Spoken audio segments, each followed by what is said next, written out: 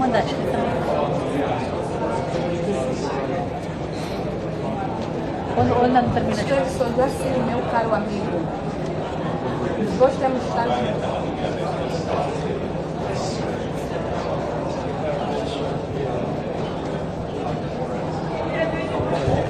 Me manda, deixa só, vou mandar uma pergunta primeiro. Vamos te mandar assim. Não pega na câmera.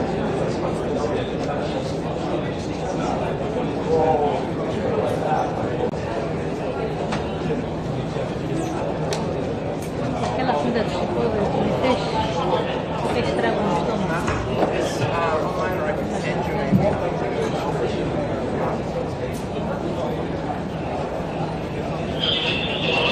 Forward, só isso, aperta. Sorry. This column of water that you Já foi. Yeah.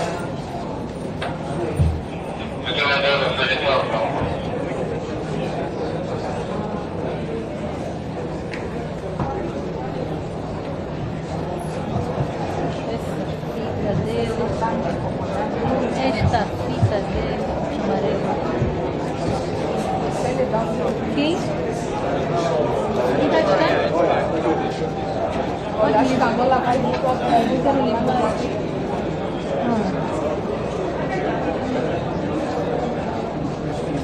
Quem está apanhando?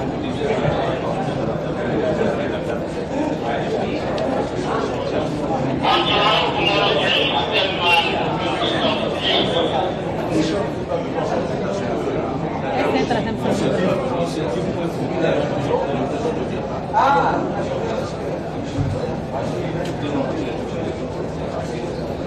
O nosso tem só lhe cumprimenta. Bom dia, senhor presidente. Não precisa mais nada, porque aqui já não precisa. A não ser que ele quer me falar algo. O arrumado final? Thank you. Toma, já. Não está muito sujo. Toma. Põe também no modo airplane. Toma. Yes, I am sure. Yes, I'm putting right now. Agora não sei se alguém vão ligar ou não.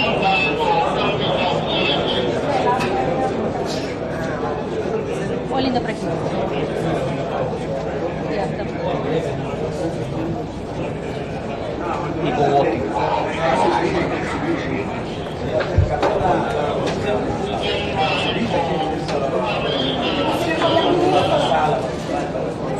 Monsieur le Président, pour une minute, s'il vous plaît. Une minute, s'il vous plaît, s'il vous plaît.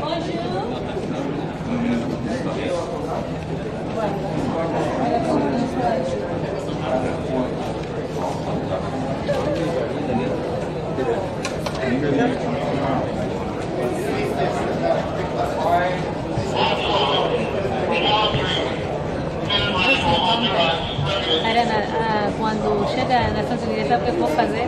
Eu vou preparar uma lista, um tipo mini caderno com as caras, os presidentes, os nomes, para nós termos noção, porque aqui está nos passando, já podíamos começar a construir a relação. Bienvenue à la République, non, bienvenue à la United States, bienvenue à la street, bienvenue à la United States.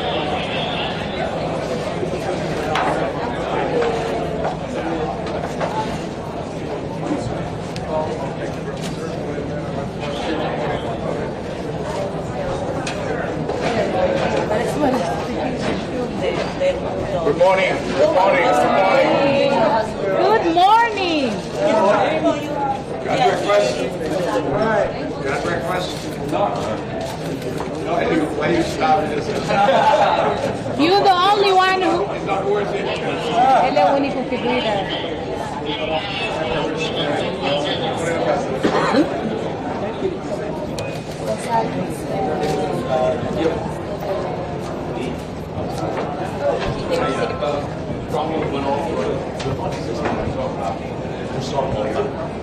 Esposo, senhora. Da bichona.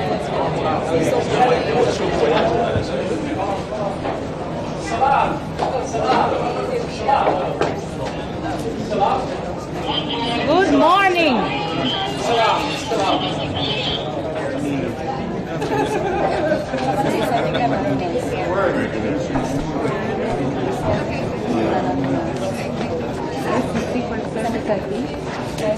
Cuando se movimentan aquí.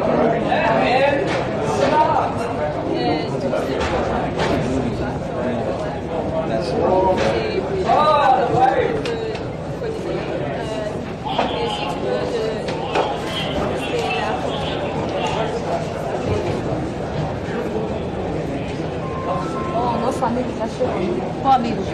Igual. Oh, este. Mas essa roupa toda bem assim, cada um tem. Então eu acho que ele está. Oh, o presidente? O Biden. I think Biden is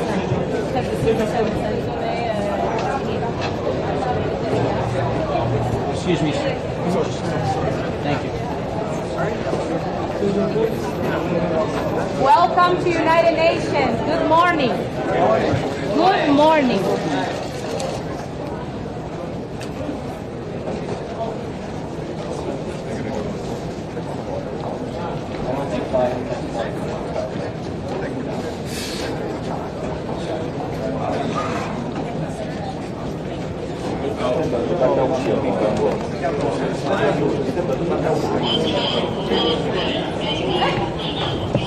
Olha a bunda dele, vai depois atrás. Esse aí não tem nada aqui, você não sabe. Aqui no grau, aqui parece aquela. Não, Parece Not yet. Oh, Yeah, not yet. No. Guys, can you move ah, também não é fácil. Sorry for that. Depois falta assim, que chora. Mas é desse aqui mesmo. Com esses bolsos. Deve ser a mesma teoria. Quando for no avô, vou pedir para me cortar as calças. Você os calças são, né? Sim, mesmo essa tá boa assim, mas tem uma comprida. Eu não gosto muito de boca aberta. Não, boca aberta, né? Estava bem barato, comprei.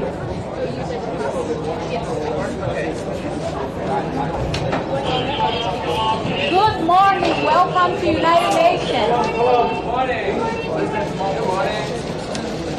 That's good one. That's good.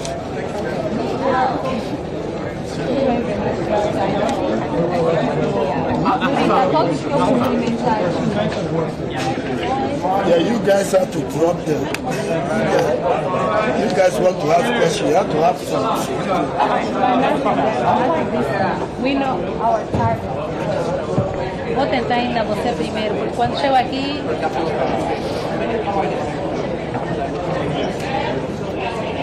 Essa também é outra, da escolinha.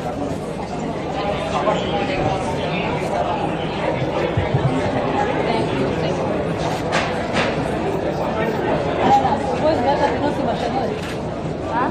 Nosso embaixador dos Estados Unidos.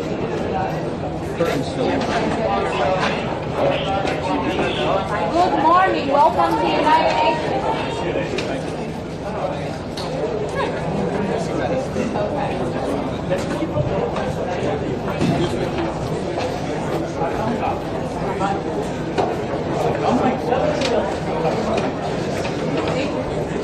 Good morning, welcome to United Nations. Good morning. O Mirziyoyev Lourenço está ali. Quem é o nosso presidente? David. Bom dia, senhor presidente. Are you looking forward to the discussion? That's your president? Yeah, that's mine. Yeah. I remember two of them. Oh, really? Yeah, they work here.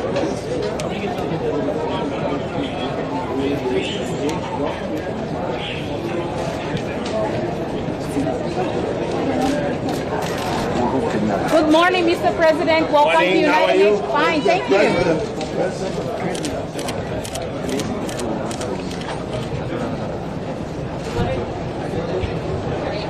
Nós todos africanos ao mesmo tempo.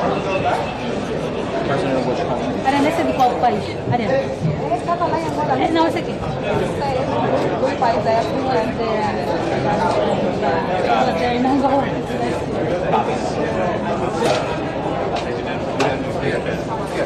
Good morning. Welcome to United Nations.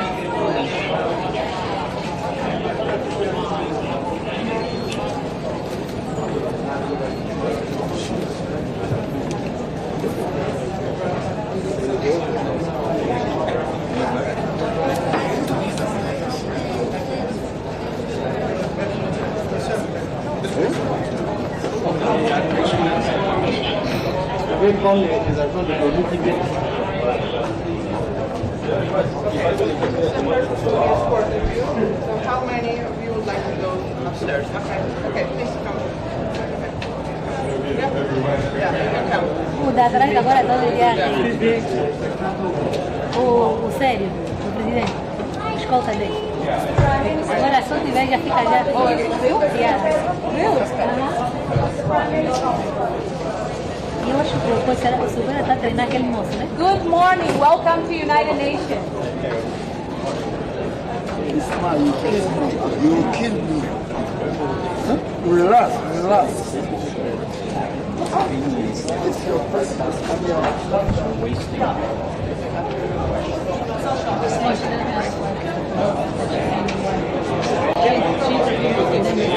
Hola, va a venir ahí. Oh, ¿va a venir? Voy a venir ahí, sí. Okay, good. Voy a preguntar a... Okay. Good morning. Welcome to United Nations. Do you have any comment on the Russia and North Korea meeting?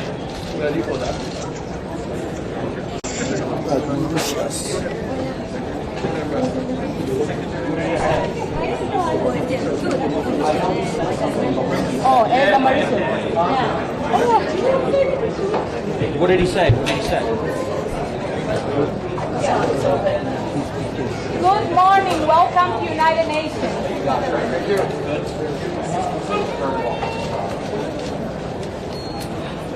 Está cumprimentando, nós vamos dar prêmio.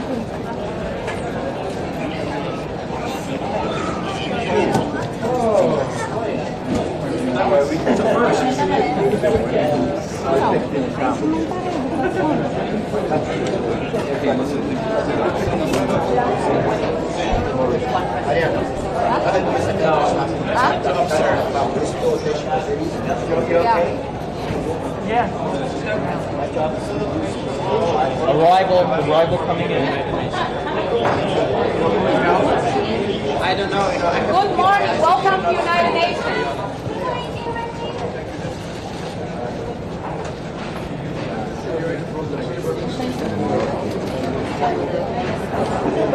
Ele está apanhando aí. Sim, quando eu cumprimentar, apanhar. Eu entro. Talvez vou tentar mais Ok, vou deixar para. essa linha amarela não. Nuri, isso é o quê? Não metemos coisas. Eu meti, Bea, tu tem ou essa internet. Está aqui? Diz que estamos a coisa para não ligar. Nuri está a parar um carro aí, pode ser importante. Mãe, liga só.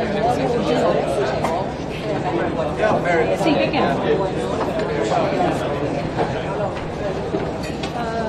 Good morning, welcome to United Nations. Thank you very much. Thank you. Quem estás a filmar aonde então? Qual parede? You give up? Ok. Vai ter que andar, não sei. Ou vai ter que andar e vai ter que tomar Nuri, você já está demais. Tá bem, mano, deixa eu te ligar daqui a pouco, né? Vou te ligar daqui a pouco. Daqui a pouco tem a nossa. Arajai, a mãe disse, lhe acordou, lhe mandou levantar, não aceita. Foi mais ou menos. Vai deixar no show. Pergunta aí no onde? Vocês batem na família. Mas não lhe vale. Se alguma coisa. Alguma coisa, é a mesma coisa. Sono. Exato.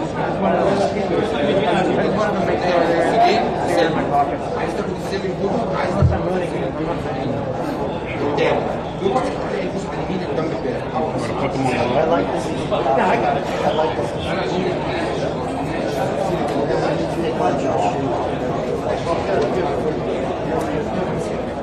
I'm not going to do it probably now. No, I'll be here. Now, hopefully. Or somebody else will come and relieve it. Ahora él no es de él.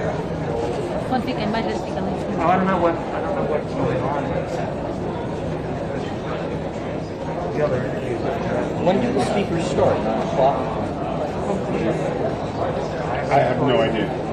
I'm hoping that they'll rotate up. Kyle and the last guy asked. Yeah. I thought I would anyway. Yeah, you're also. I think I know. Essa hora também, Juan talvez acordou, tá na paragem com a It's okay chave. not to know. I don't know a lot of these people. Pushing me too much.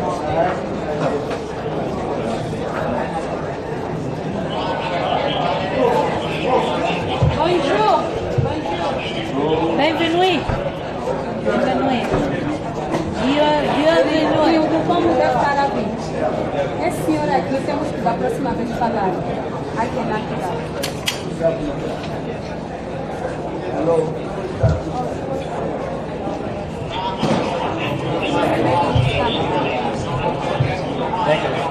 Mãe, pode tentar ligar com a mãe.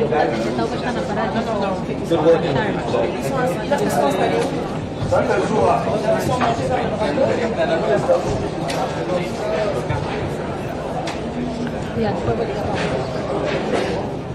Ele mesmo conforme, ele está toda hora a puxar.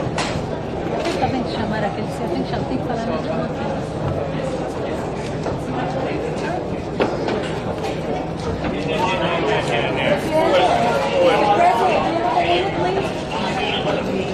Senhor Presidente! Uma palavra. Bom dia, senhor Presidente. Bem-vindo às Nações Unidas. Bom dia, presidente. Moçambique. Yes. President of Mozambique.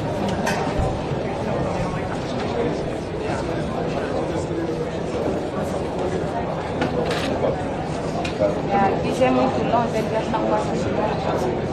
Mas eles podem ainda botar aqui. Aqui vamos fazer Você vai falar. Vai.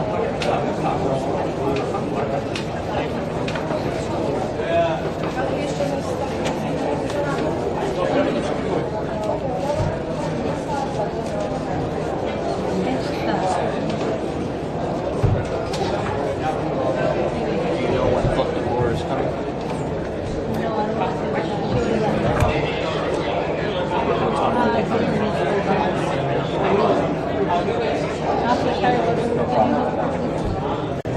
No worries.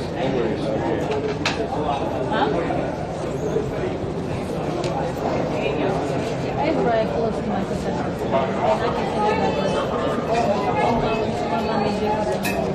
No, I'll take this. He's really close to my But after Charlotte. It's not late. What time is it? Right now? My bus comes at. What time is it now? He thinks You know what's up? Can I send you guys recipe? Thank you so much. We have O presidente da Guiné Equatorial vai Bom, vai lhe levar. Avisa já na frente.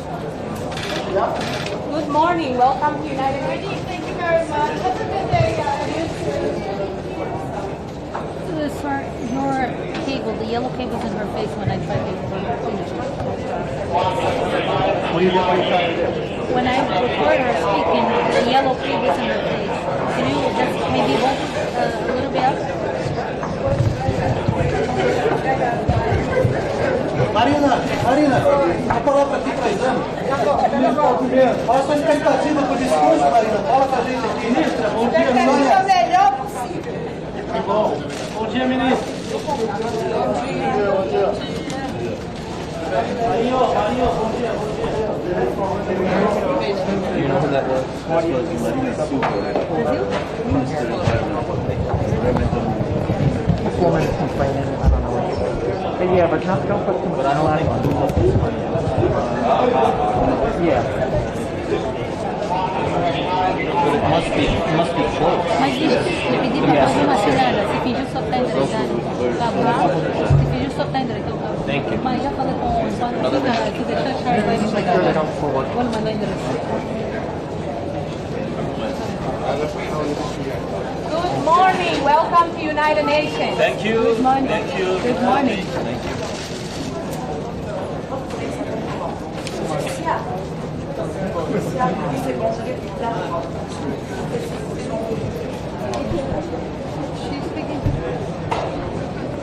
Ela tá falando com quem? Hã? Esse senhor, meu Deus. Qual senhor? Tá atrás.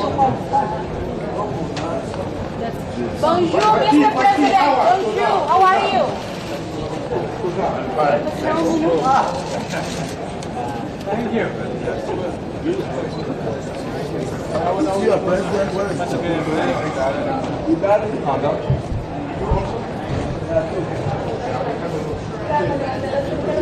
Qual o nome da escola? Qual o nome da escola? Diz mesmo para ela ver, diz na mãe para ela procurar um endereço. Liga para o que é para ligar. Para confiar na Jimmy para aqui, nisso. Ela consegue ver no computador. E vai mandar como? Oh, agora eu esqueci. Beaver? Beaver, something like that? Level Hill?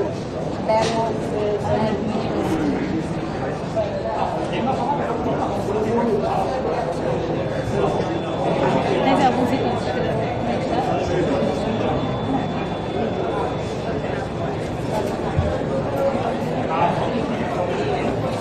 Talvez no outro telefone põe só Biden para speaks at 10. Just got that confirmed at 10. Será que é essa a escola? Está mais no sítio errado.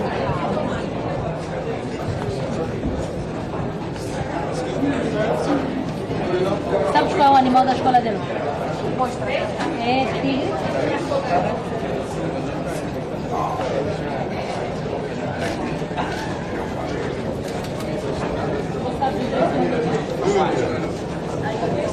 Nuri, liga só para a mãe. Diz para ela entrar no computador, ela sabe do lado. Eu tenho esta aqui, não será esse? Para não haver.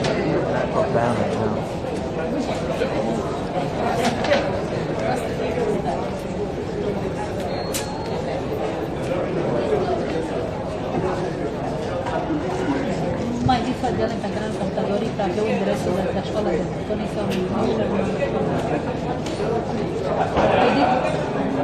Tá virado.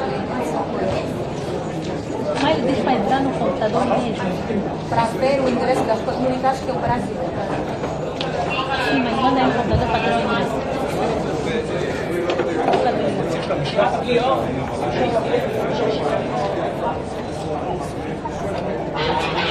Mas também não tem paciência. Oh, é para tirar mais endereço.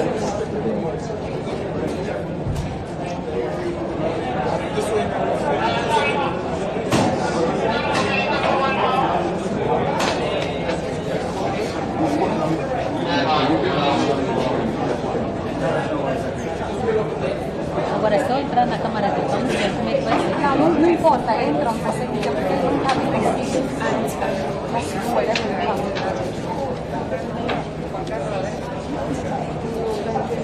Señora Malcorra, ¿cómo le va? Hola, ¿cómo están? ¿Cuánto tiempo? ¿Qué tal? ¿Cómo estás? ¿Te acuerdas de mí? Sí, por supuesto. Muy bien, Regia.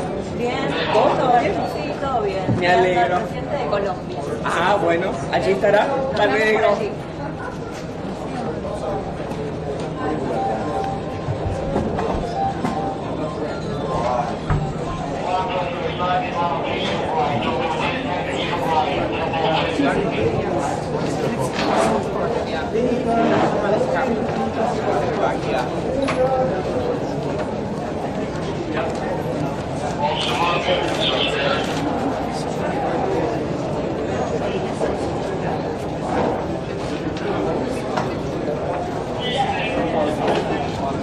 Ele, quando está a filmar, eu desencosto, mas quando é eu que quero, ele está empurrando.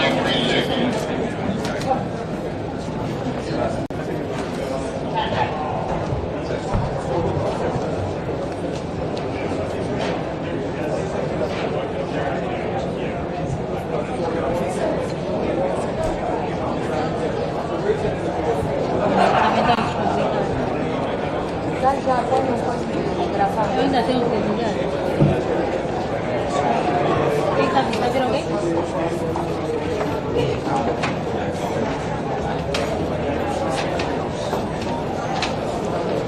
Mr. Foreign Minister, your comment on Karabakh. What's going on in Karabakh? Presidente, un minuto, por favor. Gracias. Presidente, ¿de dónde?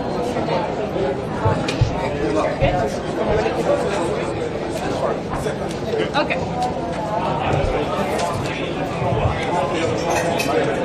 Aaron, can you still watch the audio?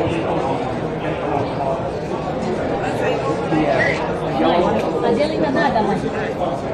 Deixa eu falar com ela. The yellow one? It's on, it's being Mãe, eu quero falar com ela. behind, that's me, it's fine.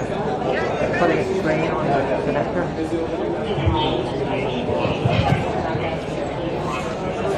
Não podem. I think so. I just don't want to do Podem it. não soltar, já avisaram. Right now I have this flat. Well, that's not the problem. The problem is being fur in the camera.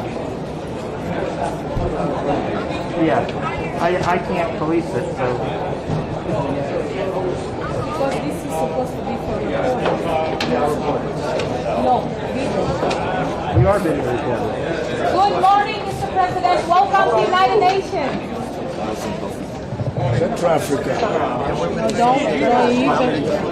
No, I know, but we have to be considered. Of course, many times. Well, that's why I'm being considered. But we have to work together. We are all here to work. Alô, That's what we're trying to do. That's what I'm doing. Jaylen, what is that dress for your school? What is that dress? Why did you miss the school? Goodbye. Nurite, não temos tempo para isso. Diz para ver. Tá vir aí. Tomorrow, don't miss the bus. Vai vir aí. It's okay, bye. Right, heads up.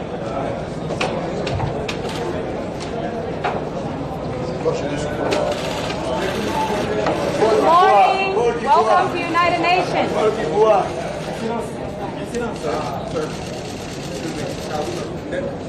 America's Vice President.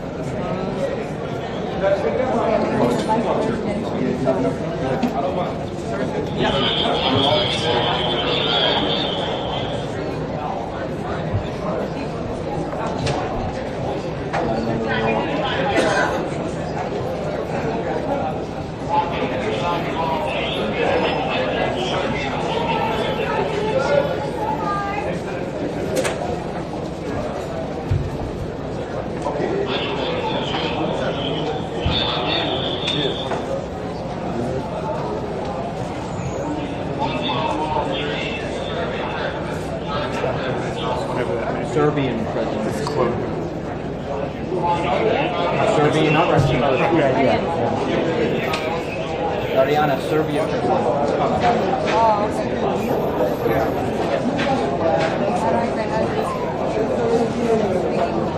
I don't know, but you can try.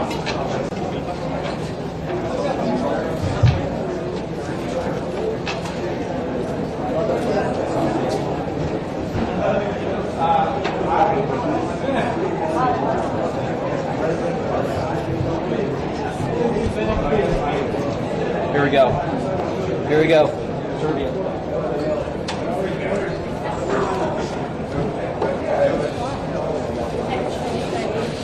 Good morning, Mr. President. Welcome to United Nations. Mr. President, do you have a comment on Russia and North Korea's meeting? Celario. Welcome.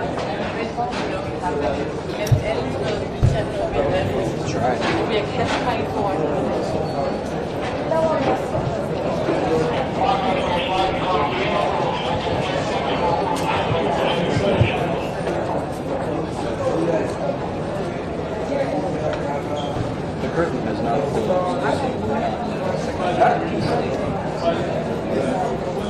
Oh yeah, just so you know, close the curtain.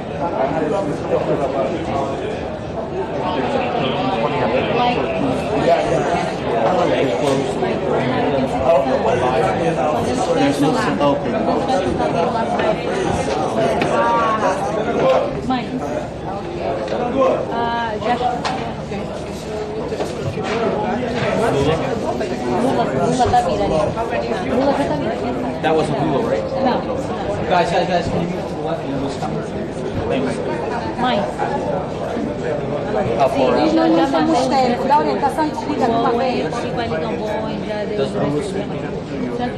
Por agora não ligou ainda. Ariana, saindo, pretendendo. Tell me when. Ok, Sim, good. fazendo uma tratativa dela. Mas eu acho que daí do canto era melhor. Aqui. Ah, e tá muito dentro? You know what time? Okay.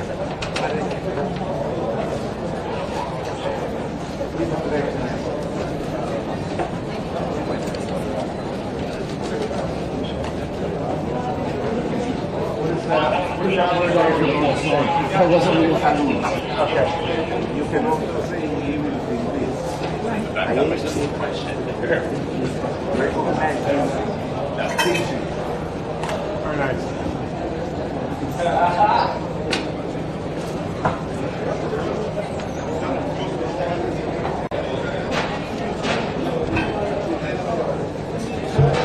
Right this way.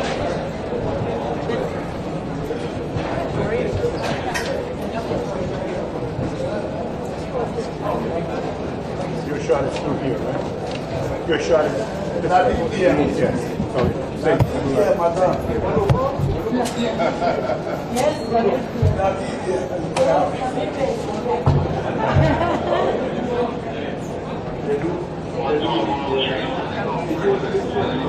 Senegal.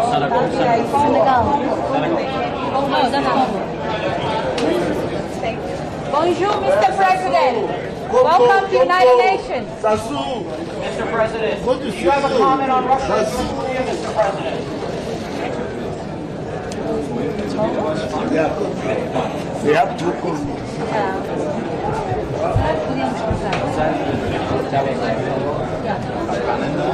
Podemos trocar, Ana. Você vai que eu vou.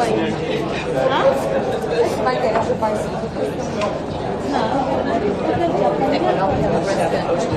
I don't know if the Colombian president came in. Do you mind if I change speech so that we can decide we cannot very Nuriti. Yeah, beg. This side, it's okay.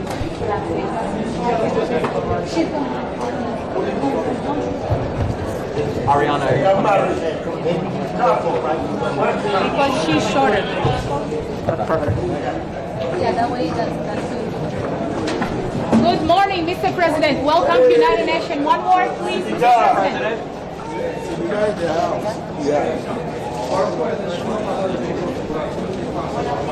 Bienvenido. La cámara está apagada. Mesmo aí.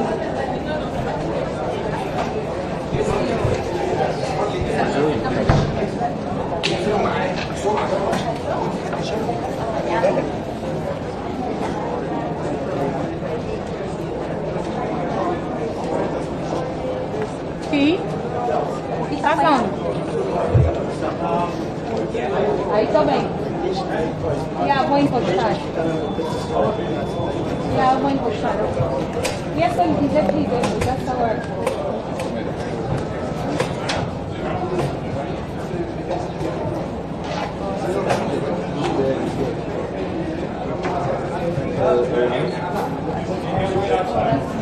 Essa é a minha página. O do fone não. thank you.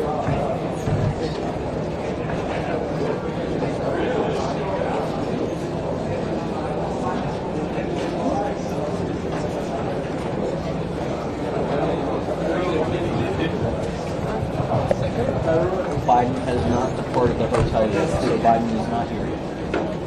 I can confirm that. Once I get a departure, I'll let you know. Talking to someone. My arm. Thanks. I assure you, yeah.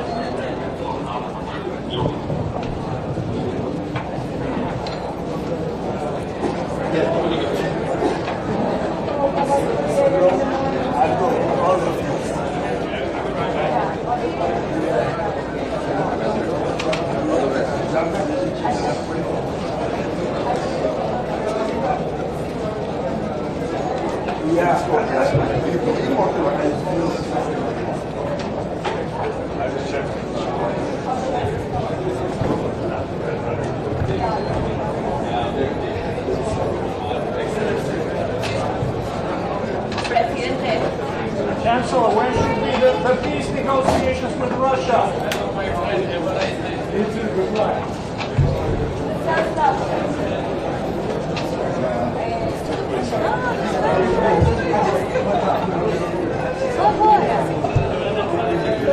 They came already.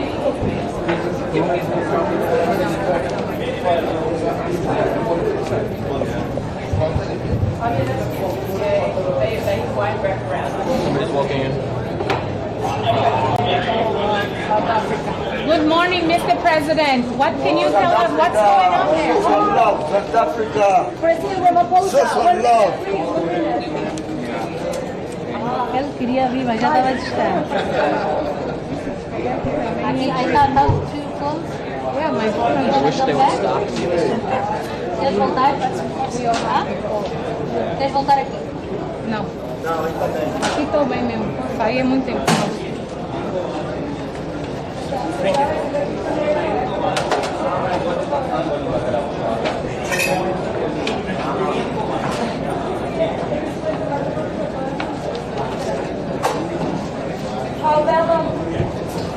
Deixa logo está a entrar, deixa eu falar com ele para não nem pode chegar aqui a falar que já estão um pouco distantes, não é? E por se quer bloco está aí, mas a presidente. Esses são não. Presidente, una palabrita, por favor, señor presidente. Presidente, tiene un minuto, por favor, para América Latina, para Colombia.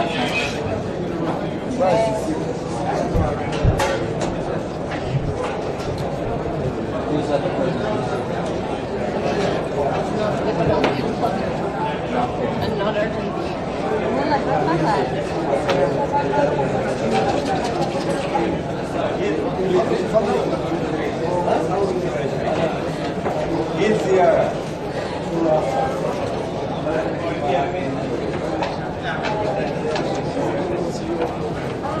Mr. President, Raisi will satisfied with Challenger tank.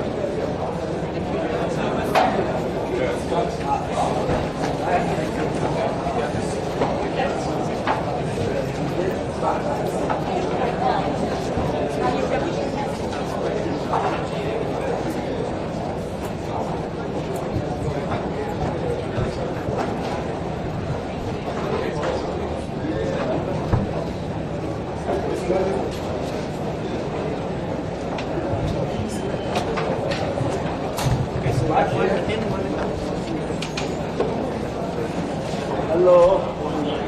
Malawi. Malawi.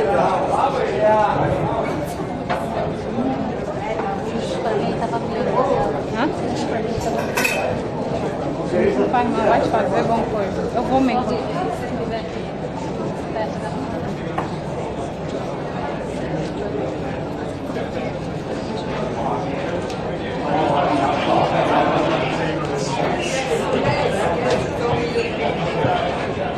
Welcome to the United Nations. You have a minute, please. Actually, have a Is comment? everything going on? Can we expect the SDGs to keep moving? We must move them.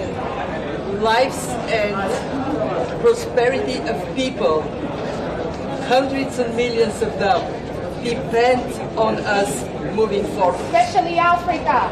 Especially Africa, a continent with great promise, youthful, energetic population.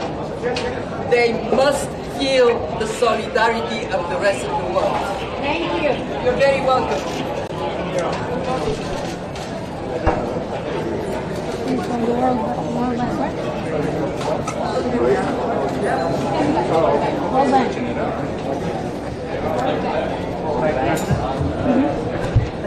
That's good, thank you.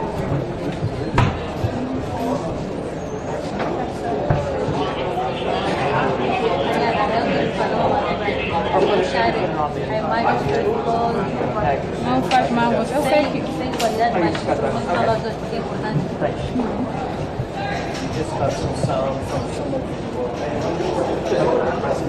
Yeah. Oh, aqui vou apostar. Vai virar alguém. Oh, Nana. Hey, Nana is coming. Ghana.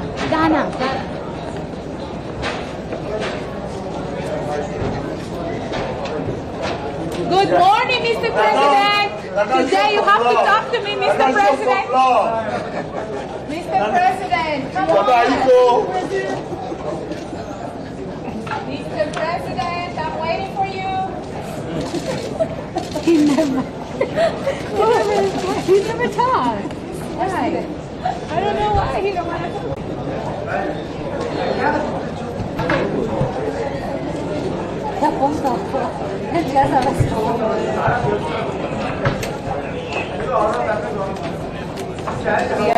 Good morning. Welcome to United Nations.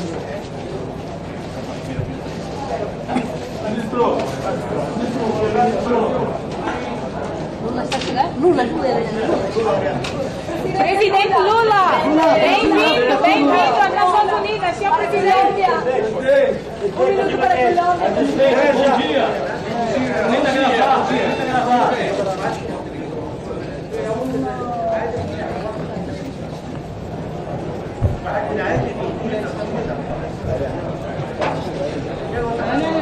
Não ia falar. Calm down, porque o da Guiné Equatorial está direito.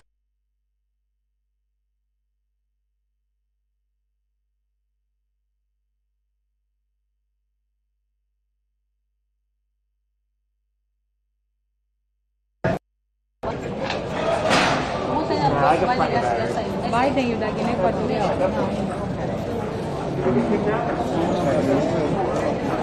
O embaixador já disse que lá.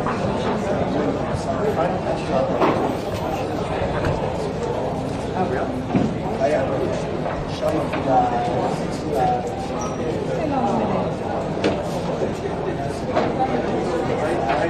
Obiang. So, tem um vice-presidente dele.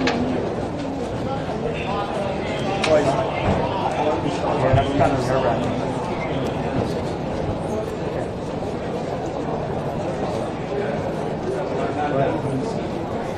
Yeah, backwards.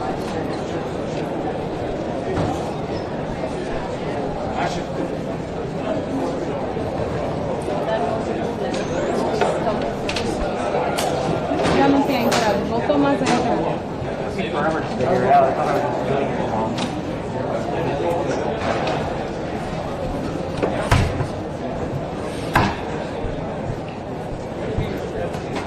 Você não toma o tal da voz? Tá? Maria, tu tem Do microfone? Tem. Vamos falar por que não tem prioridade. Ele mandou uma coisa. Quem foi lá, não interessa.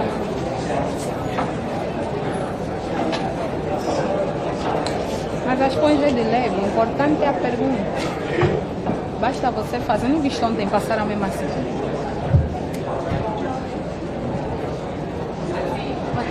No comando tem também no quartel que não podia dizer ao seu estilo. Não, esse é o estilo.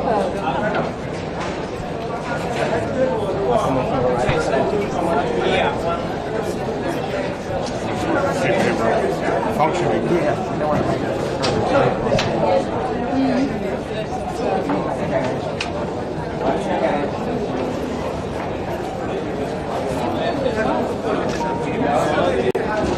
They'll eat well. And they have to drink. They can Yeah.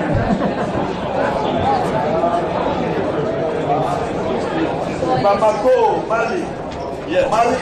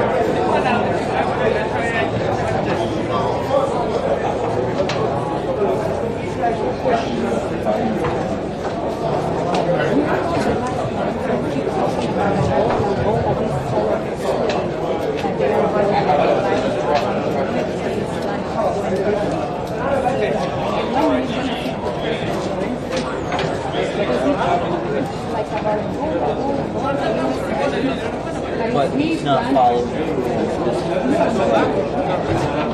That's a good question.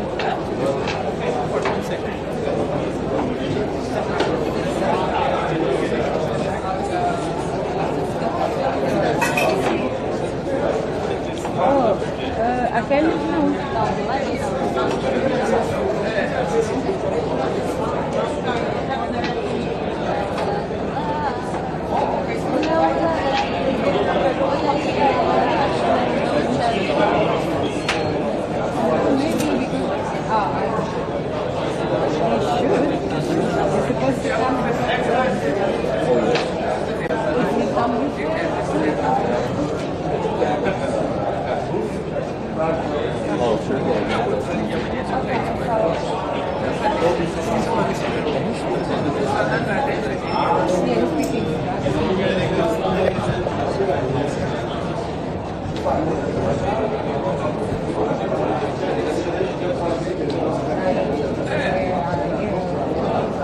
No, he didn't leave the wrong yet.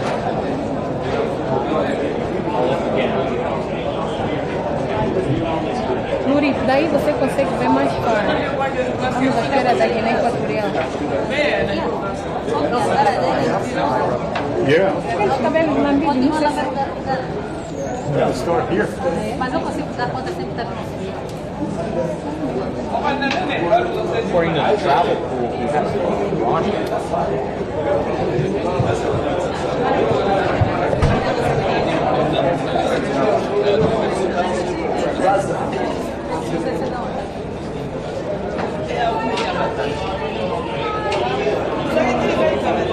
Desse Ula país é muito bem.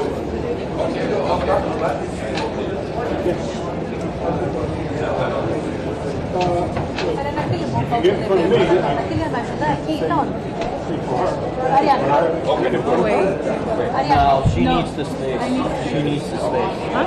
Aquele meu pau. You don't have a stool, you don't have steps below. Mas pronto, nós temos que preparar. Can't do anything. Good morning, welcome to United Nations.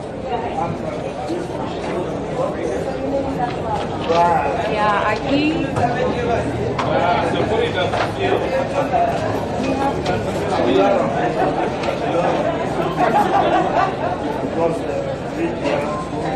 Aqui é tipo muito próximo.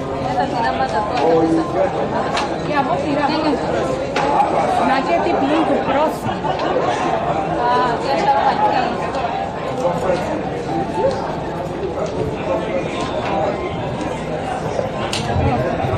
Aquele presidente que fez xixi nas calças está vivo.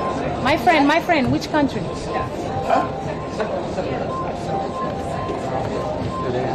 The one with hats. Good morning, Mr. President. Welcome to United Nations. Can we turn off whatever music that is, please? Whose bag is that? It's outside the bag? Think. Huh?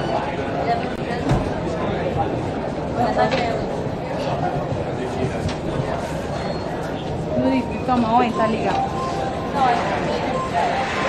Toma.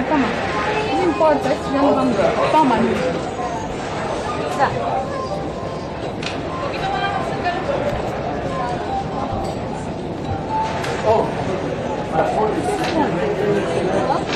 Is your phone? Yeah.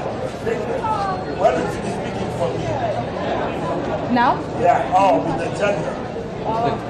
Nobody is coming. Yeah. Yeah, it's really. I know they are looking for me. Yeah, just silence it. Silence. Thank you. Mãe, o ônibus já está em cima. Make sure all phones are on silent. Many things. Que horas são? 8h40. Pode sair em sinais, não sei. Calma. Vamos voltar até alguém. Mas deixa eu me dar um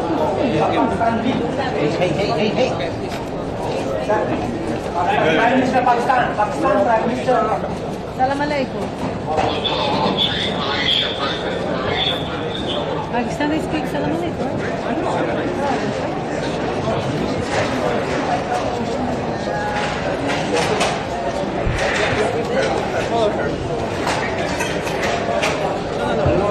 Sir, you gotta go. Sorry. Hello? Yeah, I'm very. That's all. Sir, you gotta go. Yeah.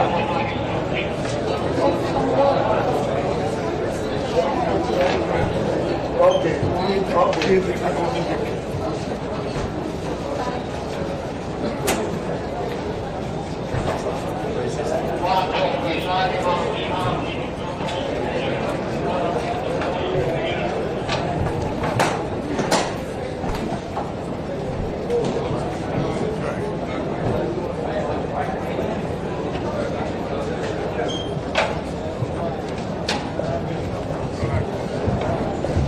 Sağda planlıyor şu an.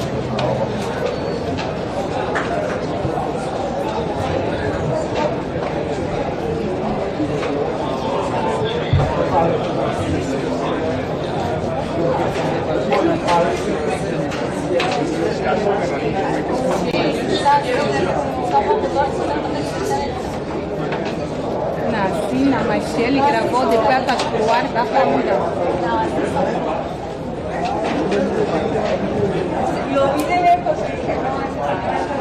Parece que dá. Vou tentar fazer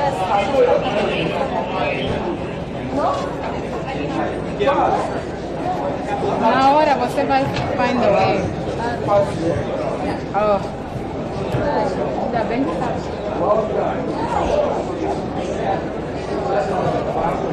No problem.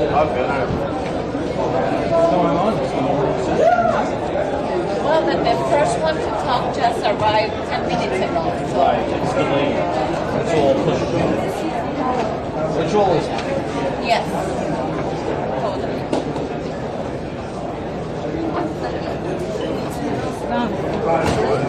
Não entendi.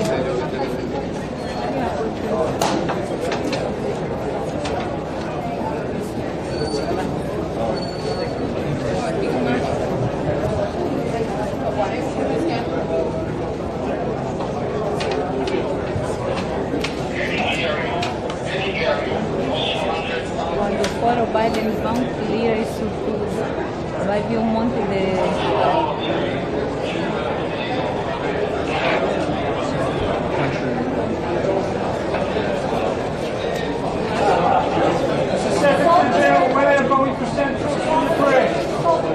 One minute.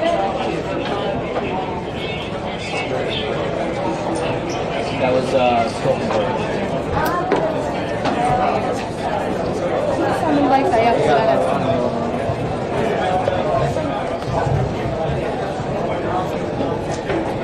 Presidente Petro.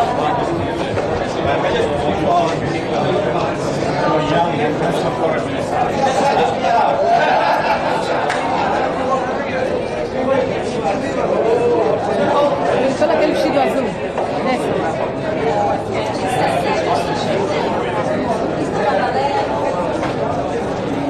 Uma baleia como você.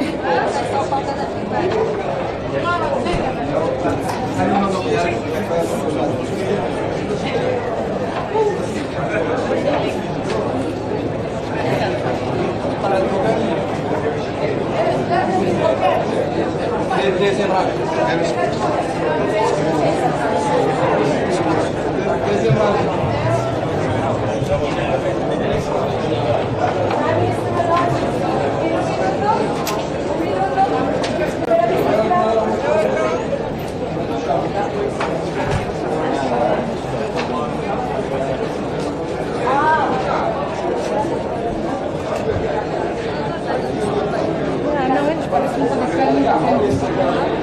Eles parecem que podem ficar aí muito tempo.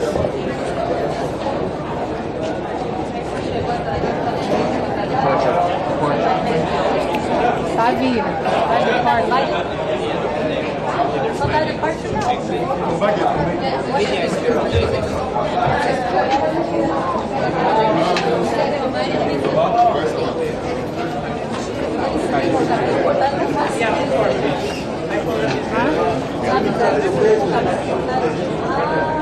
não vai reconhecer? Não.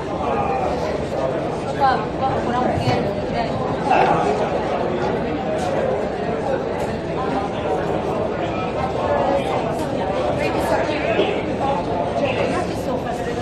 Good morning. Welcome to United Nations.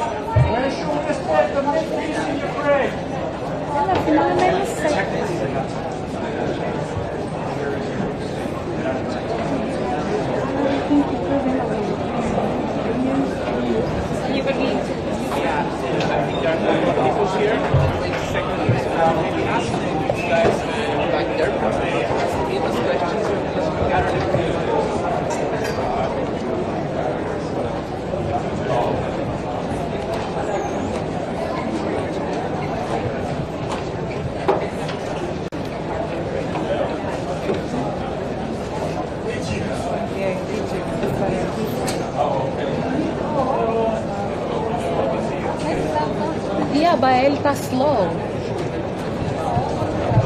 But you have to be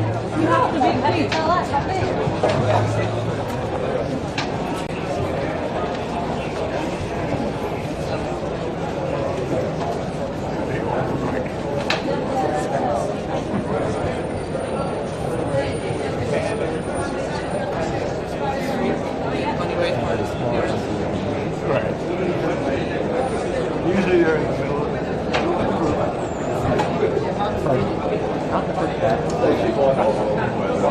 Right. They asked me to Certainly not carrying anything. even switch ties before it happened. Yeah. But right now the group is too large. Just a little.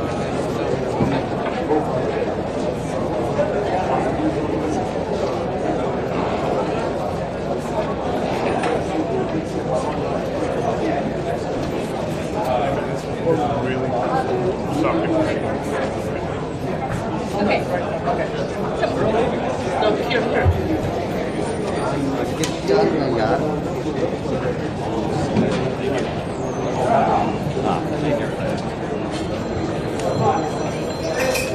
Presta atenção na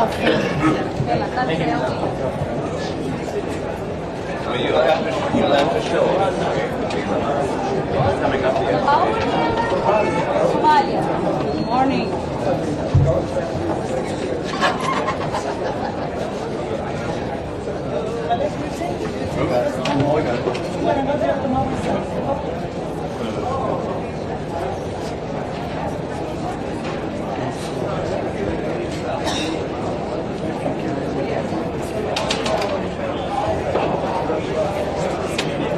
Good morning, Mr. President. Welcome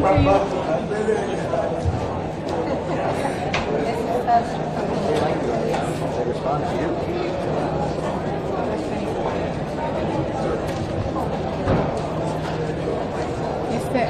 Ela foi bem difícil coisa, conseguiram. Onde está o coisa? Quem é agora?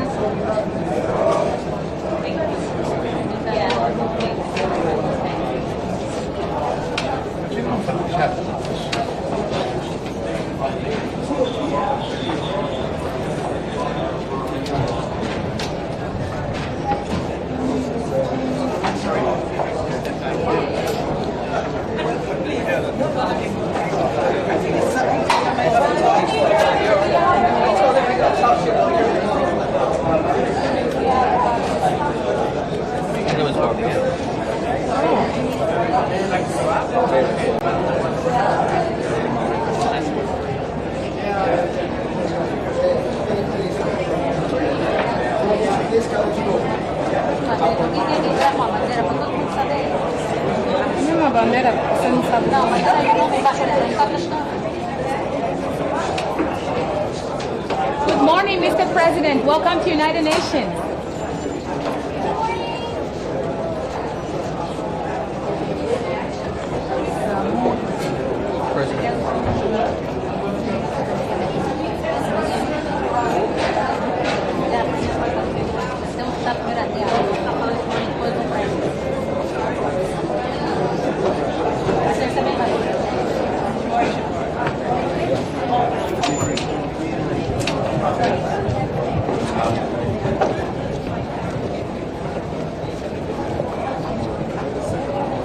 Estamos à espera de dois.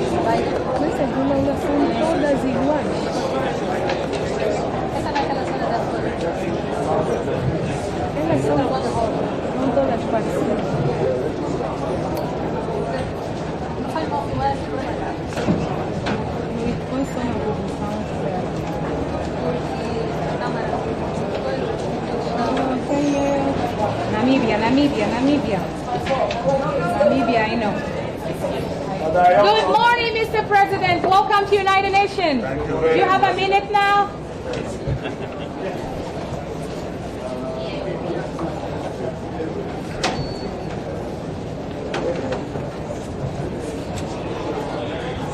Namíbia, I know.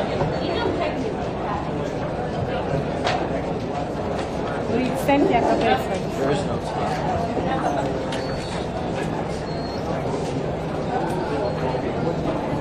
Está inflamada. E não deixou o cabelo por quê?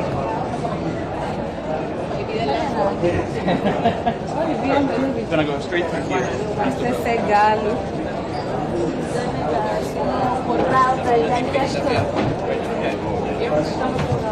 Right, just you?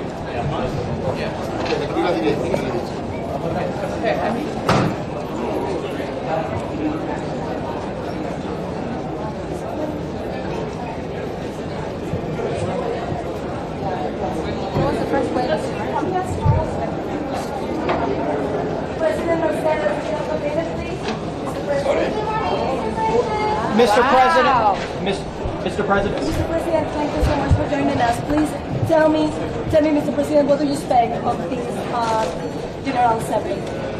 I hope we will have the opportunity to discuss many issues, but of course Ukraine is the priority number one for my country, and I will raise the issue of accountability for the crimes of aggression, crimes, war crimes which we have committed on the soil of Ukraine.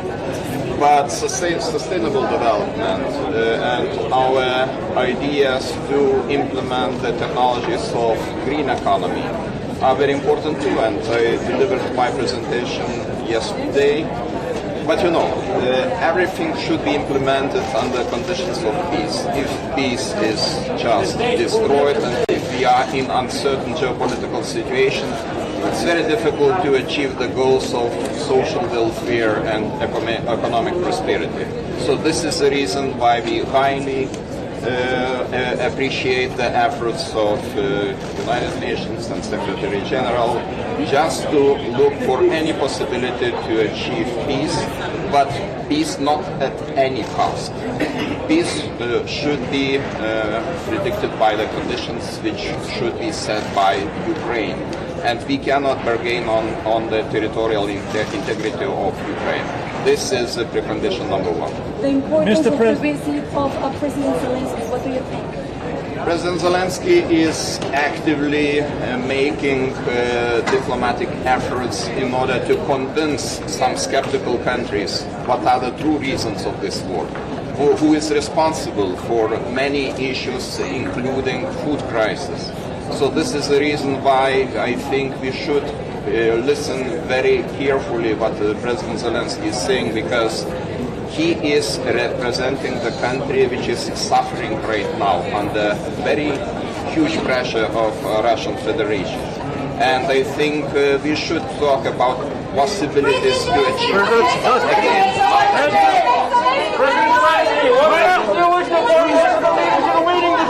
We're now going to... What message do you wish to emphasize, President Zelenskyy?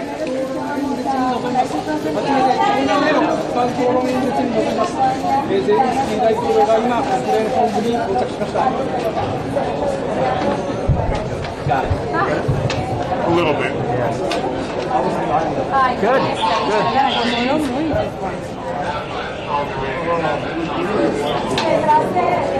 Yeah, who was that gentleman speaking? I don't know. I give everybody a heads up that the curtain was closed.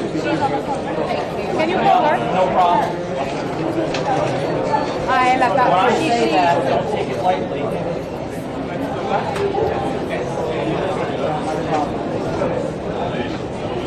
Cadê essa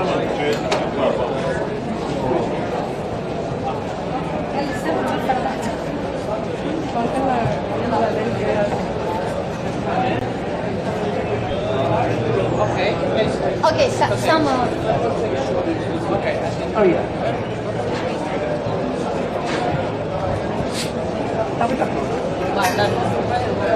Yep, you got it? Good. I'm glad.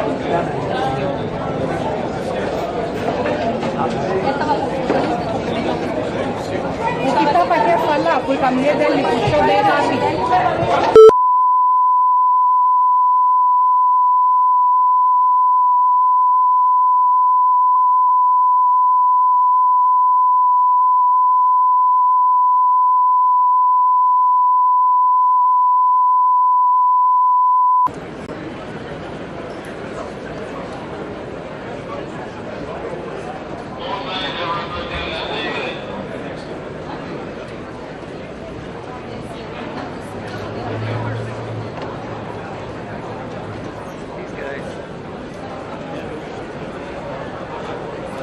Wi-Fi down here? Does anybody know?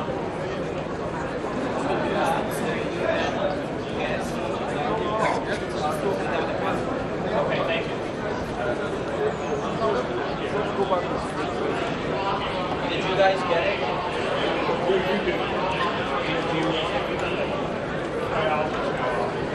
Alright, ask the delegate. Oh, really? Are you doing Martin, huh?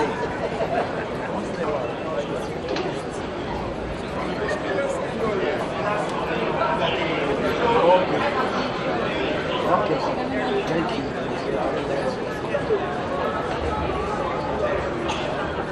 Yeah.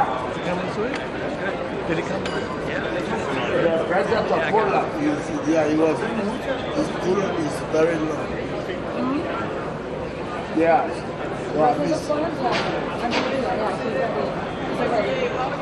which president? Oh, okay. Thank you.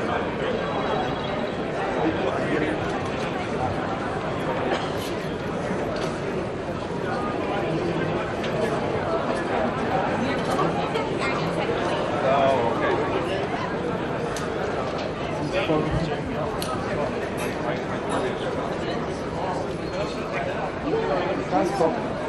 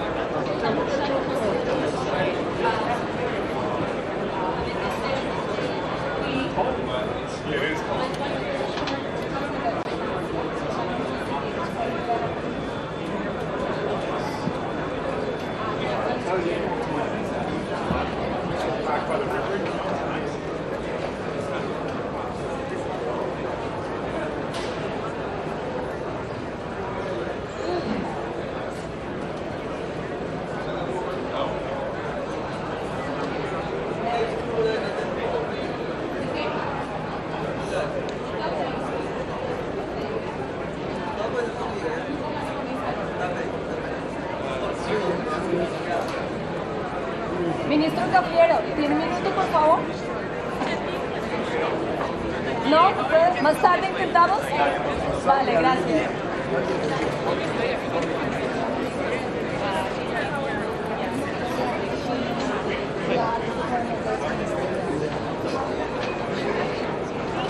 Pásalo, mi amor.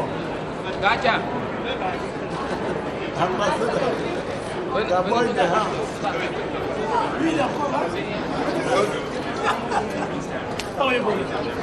Oh, that's the scene.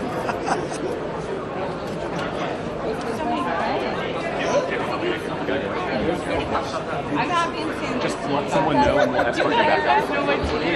When you're finished, just let someone know. Hey, don't leave us.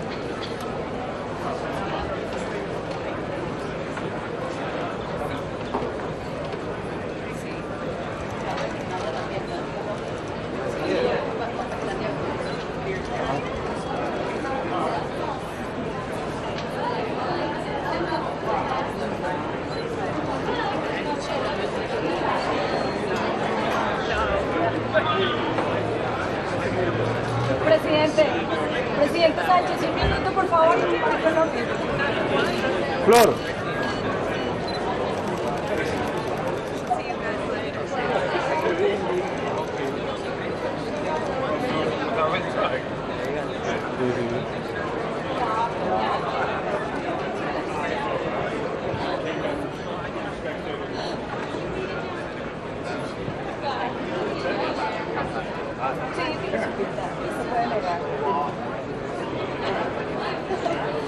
Bueno, tampoco, pero ¿por qué no pinta? Tiene pinta. Sí, es cierto. Fea. Diego, pégate a Maxi.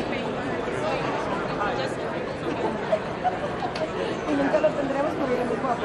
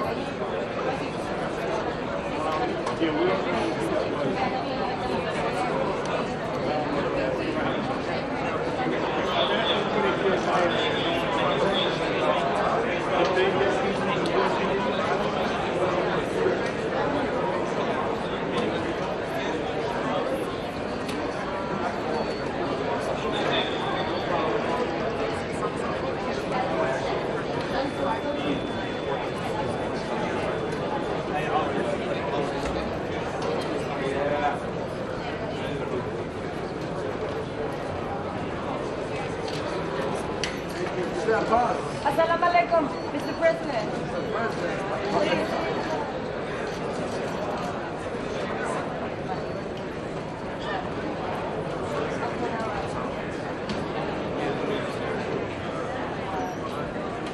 No, se fue por lado. Se sacaron por el otro lado.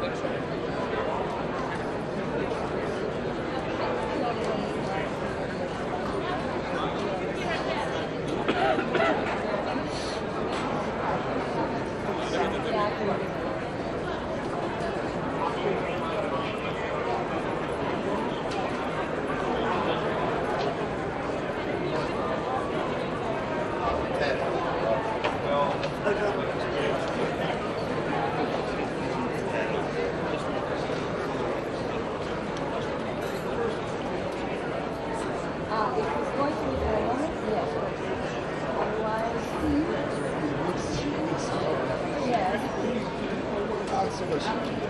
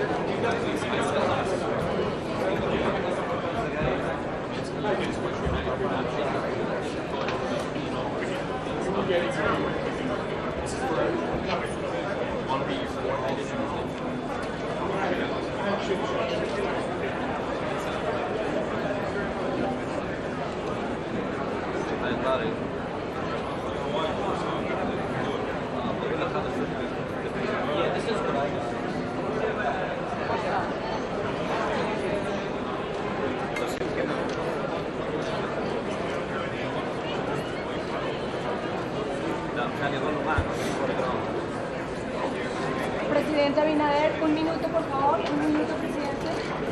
Un minuto.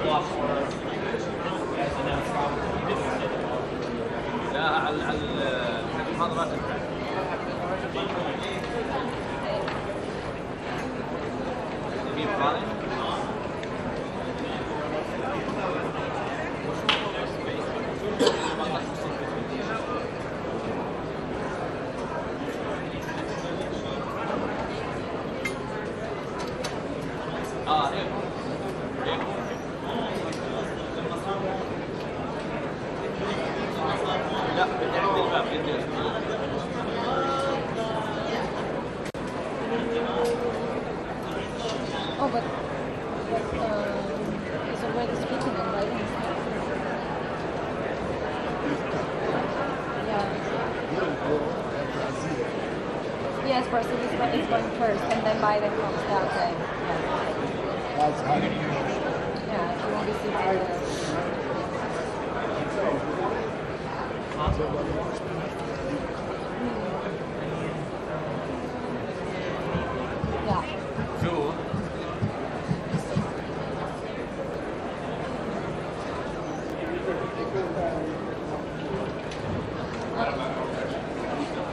Minister Tajani, do you have a minute, Minister Tajani? Later, okay, front for me, Minister Tajani. Prime Minister is inside. Julio, estamos con el ministro Dani, thank you so much for joining us. Hablamos en español. En español, hablemos en español. ¿Qué espera de esta Asamblea General de Naciones Unidas, ministro? Para nosotros es muy importante solucionar el problema de la inmigración. La situación en África es muy difícil. Hay que estudiar una estrategia a nivel de Naciones Unidas para solucionar los problemas. Hay inestabilidad general, el cambio climático es otro problema, la pobreza también, por eso hay que trabajar a nivel de Unión Europea, pero también a nivel de Naciones Unidas para invertir más, para trabajar en favor del desarrollo de todos los países de Sahel, porque en 2050 vamos a ver 2000. Global humanitarian appeal. Excellencies, the peace and security architecture is under unprecedented strain.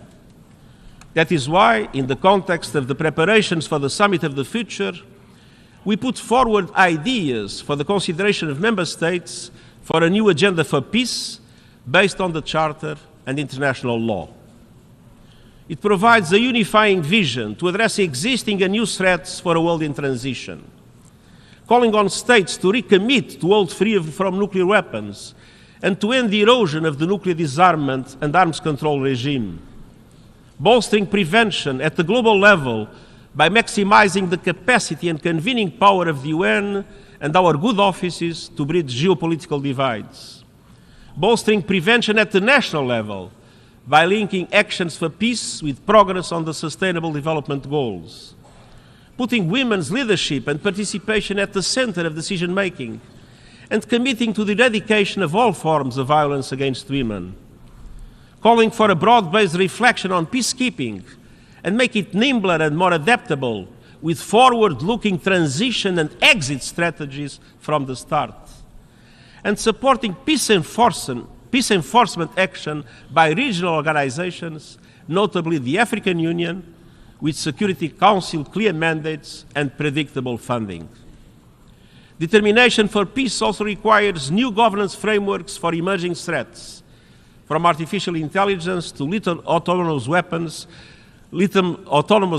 that function without human control. Excellencies, peace is inextricably linked to sustainable development. We see a familiar pattern around the world. The closer a country is to conflict, the further it is far from the Sustainable Development Goals. The Charter calls on us to be determined in promoting social progress. In 21st century terms, that means achieving the Sustainable Development Goals. Yet inequality defines our time. From cities where skyscrapers tower over slums, to countries that are forced to choose between serving their people or serving their debts. Today, Africa spends more on debt interest than on health care. Yesterday's SDG summit was about a global rescue plan to scale up support from billions to trillions. And Excellencies, the international financial architecture remains dysfunctional, outdated, and unjust. And the deep reforms that are needed won't happen overnight, but we can take determined steps now to help countries where the crises such as the COVID-19 pandemic have dramatically impacted. By urgently advancing the SDG stimulus of $500 billion per year and relieving the financial burden on developing and emerging economies. By scaling up development and climate finance, increasing the capital base and changing the business model of multilateral development banks, by ensuring effective debt relief mechanisms and channeling emergency financial support towards those in greatest needs. Excellencies, we must be determined to tackle the most immediate threat to our future, our overheating planet. Climate change is not just a change in the weather. Climate change is changing life on our planet. It is affecting every aspect of our work. It is killing people and devastating communities. Around the world, we see not only accelerating temperatures, we see an acceleration in sea levels rising, glaciers receding, deadly diseases spreading, the extinction of species and cities under threat. And this is only the beginning. We have just survived the hottest days, the hottest months, and the hottest summer on the books. Behind every broken record are broken economies, broken lives, and whole nations at the breaking point. Every continent, every region, and every country is feeling the heat. But I'm not sure all leaders are feeling that heat. Actions are failing abysmally short. There is still time to keep rising temperatures within the 1.5-degree limits of the Paris Agreement, but that requires drastic steps now to cut greenhouse gas emissions and to ensure climate justice for those who did least to cause the crisis but are paying the highest price. We have the receipts. G20 countries are responsible for 80% of greenhouse emissions. They must lead. They must break their addiction to fossil fuels, stop new coal, and indeed the International Energy Agency's findings that new oil and gas licensing by them is incompatible with keeping the 1.5-degree limit alive. To stand a fighting chance of limiting global temperature rise, we must phase out coal, oil and gas in a fair and equitable way and massively boost renewables. This is the only path to affordable, renewable energy for all. And unfortunately, many still in Africa, mainly in Africa, still lack electricity. So the fossil fuel age has failed. If fossil fuel companies want to be part of the solution, they must lead the transition to renewable energy. No more dirty production. No more fake solutions. No more bankrolling climate denial. I have laid out a climate solidarity pact in which all big emitters are asked to make extra efforts to cut emissions, and wealthier countries support emerging economies with finance and technology to do so. For example, Africa has 60% of the world's solar capacity, but just 2% of renewable investments. And I've also put forward an acceleration agenda to supercharge these efforts. Developed countries must reach net zero as close as possible to 2040, and the emerging economies as close as possible to 2050, in line with common but differentiated responsibilities. And the immediate steps include an end to coal by 2030 for OECD countries and 2040 for the rest of the world. An end to fossil fuel subsidies and the price on carbon.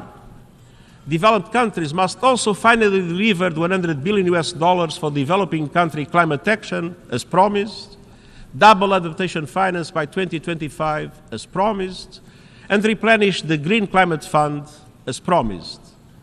And all countries must work to operationalize the Loss and Damage Fund this year and ensure universal early warning coverage by 2027.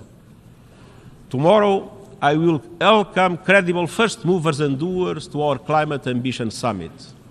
And COP28 is around the corner. Climate chaos is breaking new records, but we cannot afford the same old broken record of scapegoating and waiting for others to move first. And to all those working, marching, and championing real climate action, I want you to know that you are on the right side of history and that I am with you. I won't give up this fight of our lives. Excellence. Excellencies.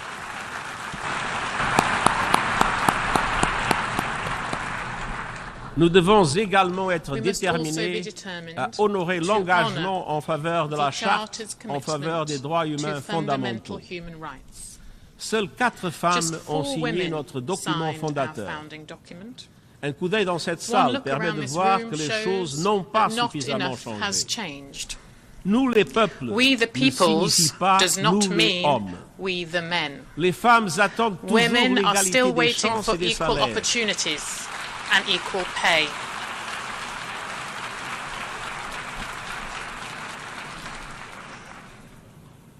Les femmes attendent toujours Women are still l'égalité des waiting chances et des for salaires, equal opportunities and l'égalité equal devant pay, la for loi, equality la under the pleine law, valorisation de leur for their work travail to be et la valued prise en compte and de their leurs opinions. opinions to count. À travers le monde, Around les the droits des globe, femmes, women's y rights, compris les droits including sexuels et sexual reproductifs, reproductive rights, sont réduits, are being voire suppressed supprimés, and even leur rolled liberté back, restreinte. and women's freedoms curtailed. Dans certains pays, In les some femmes et les countries, filles women sont and girls punies are parce qu'elles punished portent for trop de wearing vêtements. too many clothes. Dans d'autres, In parce qu'elles others, n'en portent pas for assez. wearing too few. Grâce aux générations de Thanks to militantes des generations droits of des women's femmes, rights les temps activists, changent. times are Des changing. terrains de sport aux From écoles, en sports passant par fields les to places schools publiques, and public les squares, filles et les femmes girls défient and le women are patriarcat et challenging the triomphent. patriarchy and Je suis winning. à leur côté. I stand with J'ai them. pris mes fonctions en I m'engageant à entered this garantir la office with a parité commitment to hommes-femmes au sein des ensure Nations gender Unies. parity at the Nous y UN. sommes parvenus aux échelons supérieurs We have et achieved sommes that en at bonne senior voie levels pour and are on le track to faire do à travers so l'ensemble du across système des Nations the Unies. UN system. Car l'égalité des Because genres gender n'est pas un equality is problème. not the problem. L'égalité des genres Gender est la equality is solution. the solution. L'égalité, ce n'est pas It une is not a faveur faite favor aux to femmes, women. mais une condition It is a fondamentale fundamental pour assurer un meilleur condition to avenir ensuring a pour better tous. future for all. Excellences, Excellences, nous devons être we déterminés à must be répondre à determined l'appel à to l'action answer pour the call placer to les droits action, to humains put au cœur human de notre rights at the travail. heart of our work. 75 ans après la 75 years Déclaration after the universelle des Universal droits de Declaration l'homme, of Human Rights, d'énormes progrès ont été there has been accomplis sur enormous certains progress in sujets. some areas, Qu'il s'agisse de mettre from fin à la ending colonisation, à la colonization and ségrégation segregation ou de garantir le droit to de vote des ensuring femmes. women's voting rights. Mais nous n'avons pas But we atteint les have droits not fondamentaux achieved pour basic tous, rights for all. quand 1,2 When milliard de 1.2 personnes vivent billion encore dans people l'extrême still live in pauvreté acute poverty, et que la faim atteint and des hunger niveaux is at levels not inégalés seen depuis since 2005. 2005. Quand la discrimination When fondée sur la discrimination on couleur de racial peau et l'origine and ethnique ethnic grounds est parfaitement is légale dans perfectly bien des legal pays, in many countries. quand des personnes doivent When risquer people la must mort risk pour death chercher une to vie seek a meilleure, better life. quand les réfugiés, When les migrants et les refugees, minorités migrants and sont minorities régulièrement are traqués et routinely diabolisés, demonized and hounded. quand déclarer son When identité de declaring your genre gender ou identity simplement or qui simply l'on aime who you peut love conduire à can lead to l'emprisonnement, imprisonment voire à or even l'exécution. execution. Quand le fait même de When s'exprimer speaking peut out avoir des conséquences can lead to dangereuses. perilous consequences. Les droits humains, Human rights, politiques, civils, political, civil, économiques, sociaux et economic, culturels social and cultural sont la clé de are voûte pour the résoudre key de to nombreux solving problèmes many mondiaux of the world's interdépendants. interlinked problems. Il faut que des lois visant à Laws to protéger protect les the personnes vulnerable must vulnérables be enacted soient adoptées et and appliquées. enforced. Il faut cesser de The cibler les targeting of minorités minorities must et il faut stop, placer les and droits et la human rights dignité and human humaine dignity au cœur des politiques must be at the sociales, center of économiques social, et economic migratoires. and migration policies. Il faut que tous les gouvernements All governments respectent must les fulfill engagements the qu'ils ont commitment pris they made dans la Déclaration in the Universal universelle des Declaration droits de of l'homme. Human Rights. Excelencias, también debemos hacer frente a las amenazas inminentes que plantean las nuevas tecnologías a los derechos humanos. La inteligencia artificial generativa es muy prometedora, pero también puede llevarnos a cruzar el Rubicón y a un peligro mayor del que podemos controlar. Cuando mencioné la inteligencia artificial en mi discurso ante la Asamblea General de 2017, solo otros dos líderes mencionaron el término. Ahora, la IA está en la boca de todos. Un tema que provoca tanto asombro como miedo. Incluso algunos de los que desarrollaron la IA generativa están pidiendo una mayor regulación. Pero muchos de los peligros de la tecnología digital no están en el horizonte, ya están aquí. La brecha digital está exacerbando las desigualdades. El discurso de odio, la desinformación y las teorías de la conspiración en las redes sociales se propagan y amplifican mediante IA, socavando la democracia y alimentando la violencia y los conflictos en la vida real. La vigilancia en la red y la recolección de datos están facilitando abusos de los derechos humanos a gran escala. Y las empresas tecnológicas y los gobiernos están lejos de encontrar soluciones. Excellencies, we must move fast and mend things.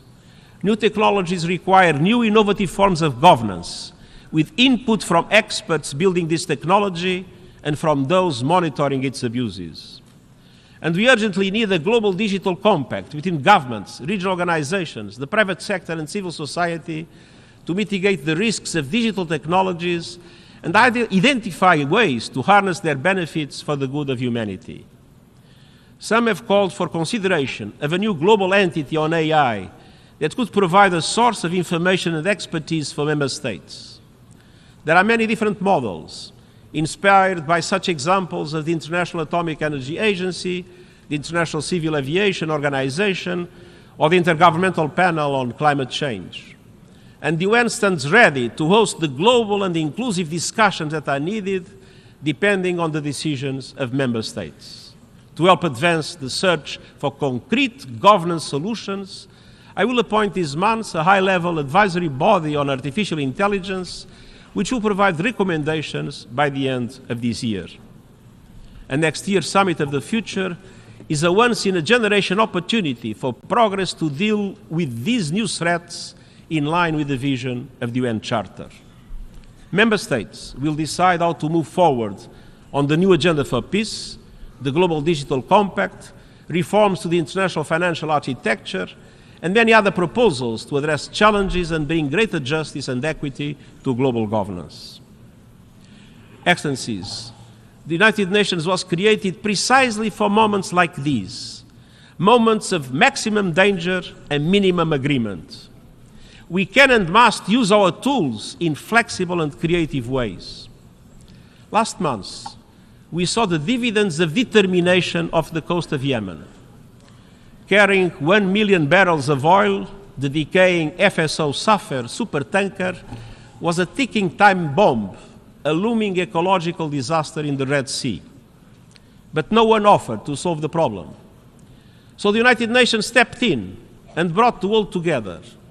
We mobilized resources, assembled the experts, navigated difficult negotiations and built trust. We have more work ahead and more resources are needed.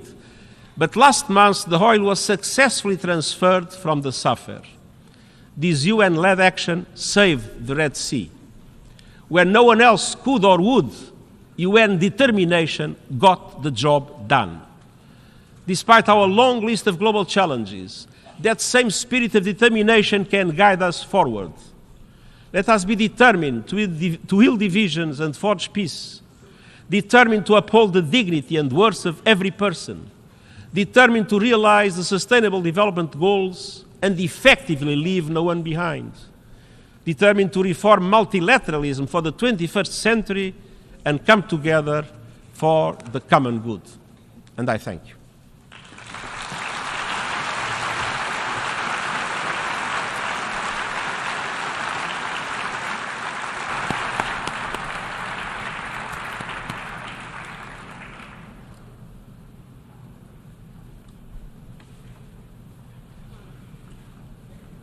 I thank the Secretary General. The Assembly will now turn to Agenda Item 8, entitled General Debate.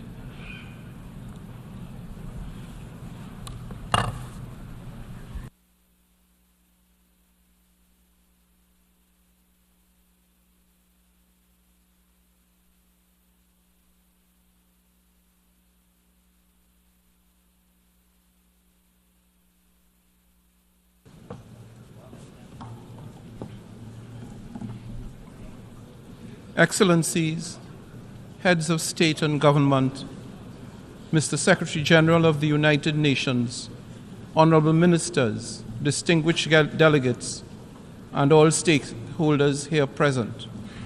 Good morning. It is my honor and privilege as President of the United Nations General Assembly to welcome you to this hall for the opening of the general debate of the 78th session. Allow me to acknowledge in our midst today several presidents, former presidents of the General Assembly, including His Excellency Han Sang-soo, former Prime Minister of Korea, who served as President of the 56th session of the Assembly, and who now sits as Chair of the UN Council of Former Presidents of the General Assembly. Together, this Assembly Hall and this rostrum stand as a living testament to multilateralism and to the extraordinary role and compelling influence of the United Nations over the 75 years of its existence. It is a unique and truly global platform for debate, dialogue, and problem solving through multilateral diplomacy. This year, our imperative is clear: to unite the nations, to be united in conviction of common purpose and in solidarity of joint action. Excellencies, such a common coordinated approach is needed now as much as at any point in our history. War, climate change, debt, energy and food crises, poverty and famine. These crises are directly impacting the lives and well-being of billions of people around the world. They are rolling back decades of hard-won development gains and thus condemning millions to lifelong intergenerational poverty and hardship. It is at times like these that we must search deep within to find our better selves and our common humanity that impels us to meet the moment. I therefore implore you, let us use this forum for that which it was intended. Let us listen and learn. Let us rebuild trust and reignite global solidarity. And let us find common ground to address the challenges we face. In the words of the late, great Madeleine Albright, if the UN did not exist, we would have to invent it. We are fortunate, therefore, that it does indeed exist. Let us therefore make full and effective use of this unparalleled resource. Excellencies, this message is all the more important in light of the continued violation of the territorial integrity and sovereignty of a fellow member of the United Nations, Ukraine. That horrendous war has unleashed untold suffering and destroyed countless families, communities, and lives. Its cascading impacts has also spooked many developing countries in far-flung corners of the globe, unleashing acute shortages of essential commodities, triggering food insecurity and volatility in energy prices. It has even revived the unconscionable threat of nuclear war. We all want this war to end. It is an affront to everything that this organization and the UN Charter stands for. We need just and sustainable peace in Ukraine and elsewhere in the world, in line with international law and with the UN Charter. Peace must also be given a chance in other parts of the globe, from Africa to the Middle East. With the adoption of the Agenda 2063, Africa spelled a clear path for the Africa we want, and the continent still has a great chance to cut a corner in consolidating democracy and good governance. But the resurgence of coups in Africa is a regressive step, and the root causes of such alarming trends must be carefully analyzed and addressed. I urge you, member states, to use this high-level week not to fan the flames of conflict and hostility, but instead to opt for dialogue and diplomacy. We must remember that peace is an investment in our collective prosperity. I call on leaders to come together, to abide by the Charter, and support efforts to deliver a peaceful resolution to the war. Excellencies, yesterday we began our high-level week with the SDGs Summit. It offered a prime moment to take stock of our successes and failures in delivering the Sustainable Development Goals. Front and center with the fact that 1.2 billion people are living in multidimensional poverty as of 2022. While some progress has been made on the goals, the summit is being convened in a context where there have been unacceptable delays and rollbacks. Let me be clear, we do not have the luxury of excuses, nor are we absolved of our responsibilities.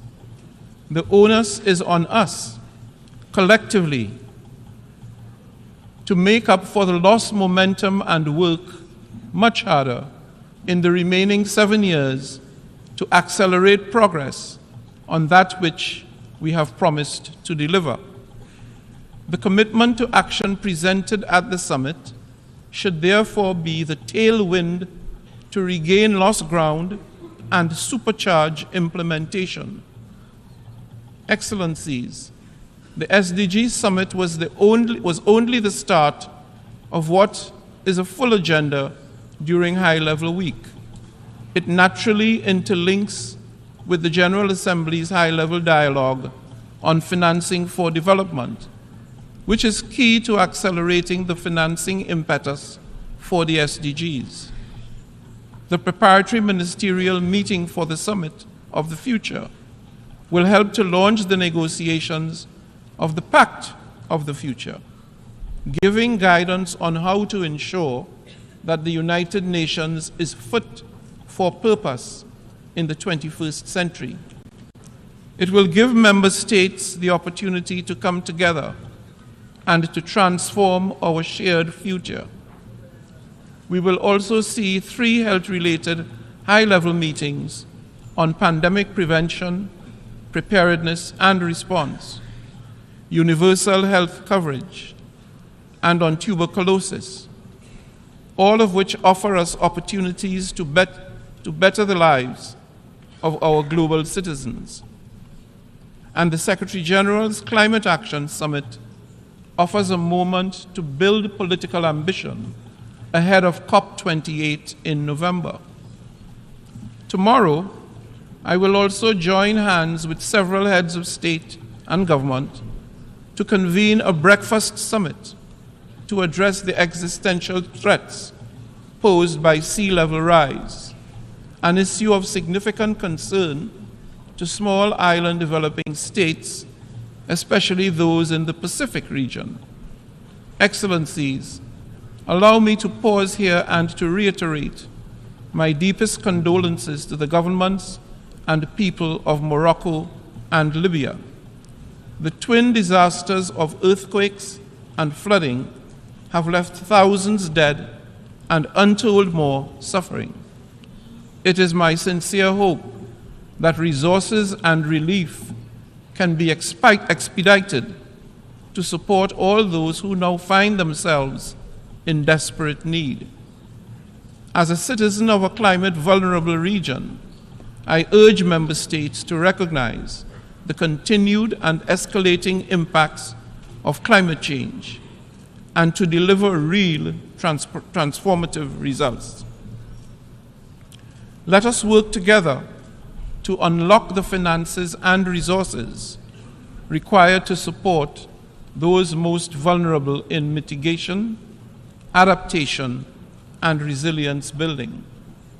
And let us continue to work on the multidimensional vulnerability index with the aim of moving beyond GDP to a measure of economic development that effectively captures a country's true vulnerability to external shocks. Excellencies, beyond the high-level week, this year we will commemorate the 75th anniversary of the Universal Declaration of Human Rights. This is an opportunity to rededicate ourselves to the principles enshrined in the Declaration and to remind ourselves that we are all born free and equal in dignity and in rights. As President of the 78th session, I am committed to championing vulnerable and marginalized groups, including indigenous peoples, peoples living with disabilities, and older persons. I have committed to ensure that we do not continue to neglect countries in special situations, and I intend to soon launch the high-level advisory group on LDCs, LLDCs, and SIDS. But first and foremost, we need to work for all women and girls who are appallingly still struggling for equality and respect. We must walk the talk on gender equality and women's empowerment. This means according women full, equal, and meaningful participation at every level. As an international gender champion myself, I'm strongly committed to promoting gender equality and women's empowerment, and I have appointed a special envoy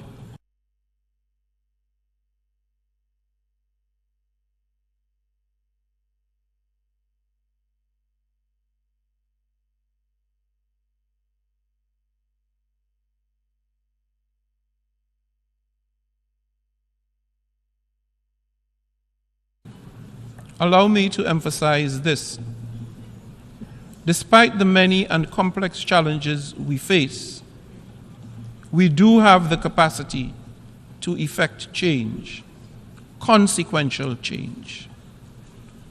We can make a meaningful difference to the lives of billions of people, if we so choose. We do not lack capacity. What we lack is the will to act. By putting aside our differences and bridging divides, we can deliver, we must deliver peace, progress, prosperity, and sustainability to everyone, everywhere. So let us step up and take action now. Let us re-energize the UN General Assembly and demonstrate our capacity and our will to deliver for all. In the words of Stephen Pressfield, an author born in Trinidad and Tobago, the most pernicious aspect of procrastination is that it can become a habit. We don't just put off our lives today, we put them off till our deathbed. Never forget, this very moment, we can change our lives. There never was a moment, and never will be, when we are without the power to alter our destiny. This second, we can turn the tables on resistance. This second, we can sit down and do our work.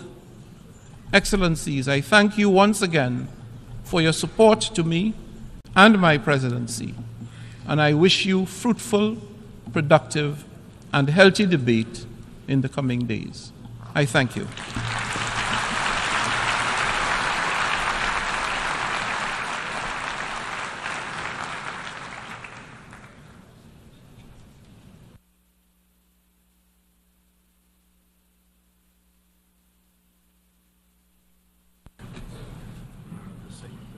Thank you.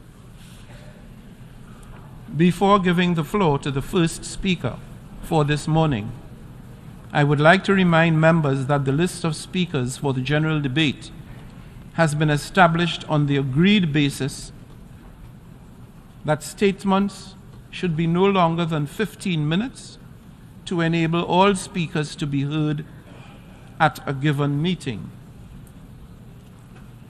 Within this time frame, I would like to appeal to speakers to deliver their statements at a reasonable pace so that interpretation into the other official UN languages may be provided properly. I would also like to draw your attention to the decision taken by the General Assembly at previous sessions, namely that the practice of expressing congratulations inside the General Assembly Hall after a speech has been delivered is strongly discouraged. After delivering their statements from the rostrum, speakers are invited to exit the General Assembly Hall through room GA 200, located behind the rostrum, before returning to their seats. May I take it that the General Assembly agrees to proceed in this manner? It is so decided. Finally, I should like to draw the attention of members that during the general debate, official photographs of all the speakers are taken by the Department of Global Communications. Members interested in obtaining these photographs are requested to contact the Photo Library of the United Nations.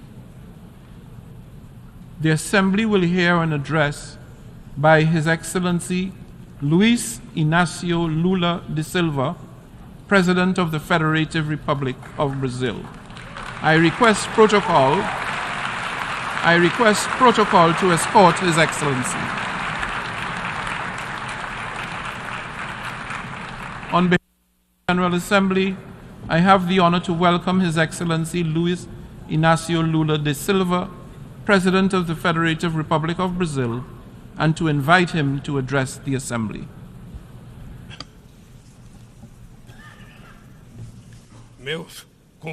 My greetings to the President of the General Assembly, Ambassador Dennis Francis from Trinidad, Tobago. It's a great pleasure to be preceded by the United Nations Secretary General Antonio Guterres. I greet each of the heads of state and government and delegates present. I pay homage to our compatriot Sergio Vieira de Mello and 21 other employees of this organization, victims of the brutal attack in Baghdad 20 years ago. I also wish to express my condolences to the victims of the earthquake in Morocco and the storms that hit Libya. Like what happened recently in the state of Rio Grande do Sul in my country, these tragedies have claimed lives and caused irreparable losses. Our thoughts and prayers are with all the victims and their families. Ladies and gentlemen, exactly 20 years ago, I stood on this rostrum for the first time and said, on that September 23rd, 2003, my first words before this World Parliament to be of confidence in the human capacity to overcome challenges and evolve towards superior forms of coexistence. I return today to say that I maintain my unshakable trust in humanity. At that time, the world had not yet realized the severity of the climate crisis. Today, it knocks on our doors, destroys our homes, our cities, our countries, kills and imposes losses and suffering on our brothers, especially the poorest. Hunger, the central theme of my speech at this World Parliament 20 years ago, today affects 735 million human beings who will go to sleep tonight without knowing if they'll have anything to eat tomorrow. The world is increasingly unequal. The 10 richest billionaires have more wealth than the poorest 40% of humanity. The destiny of every child born on this planet seems to be decided while they're still in their mother's womb.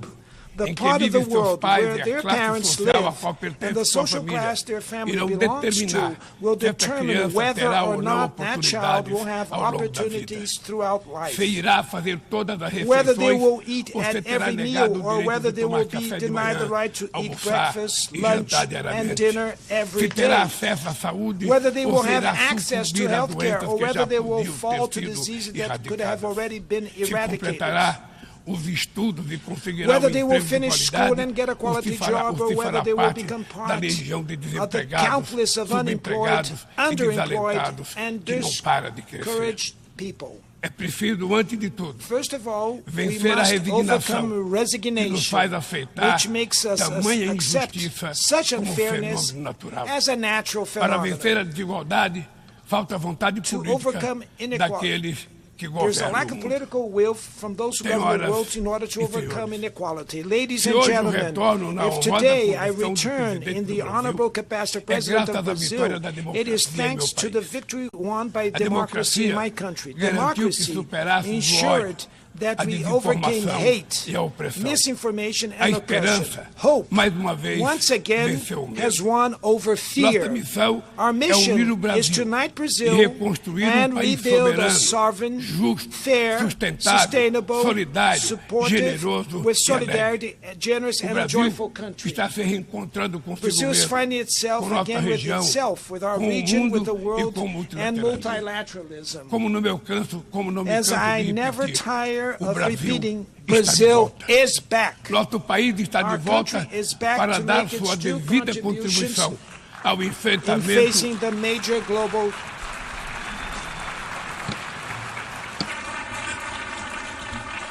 Nosso país está de volta Our para country dar is sua back devida to make its due contribuição ao contribution enfrentamento in dos facing the principais major desafios global globais. challenges.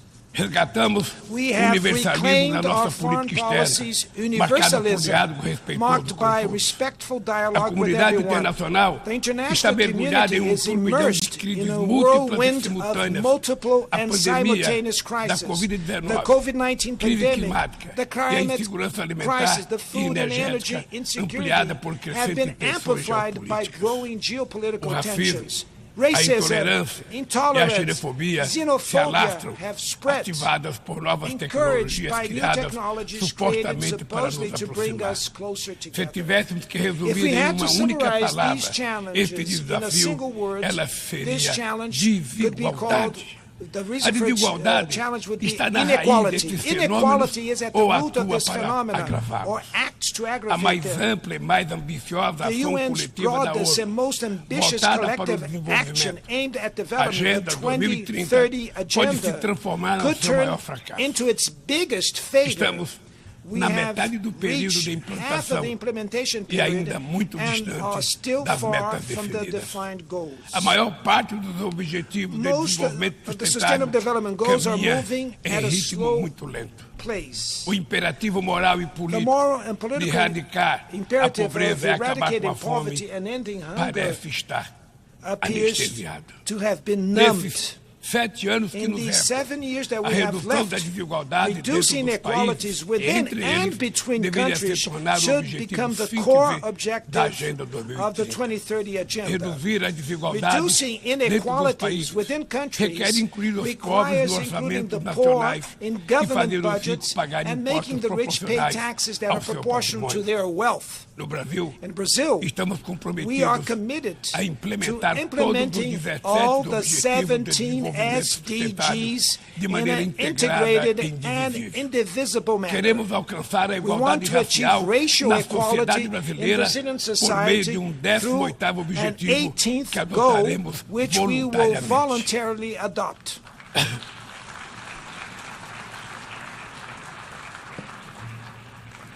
Lançamos o Plano Brasil Sem Fome, We launched the que Brazil vai reunir Zero uma série Hunger de Plan, iniciativas which will bring para together reduzir a a pobreza series of e a initiatives to insegurança reduce alimentar. poverty and food insecurity. Entre elas Amongst está o them Bolsa is Família, the Bolsa Família, que the se tornou family referência stipend, mundial which has em become a programas de global transferência reference de in renda para income famílias que transfer mantêm programs suas for crianças families vacinadas that keep e their na escola. children vaccinated and in Inspirados school.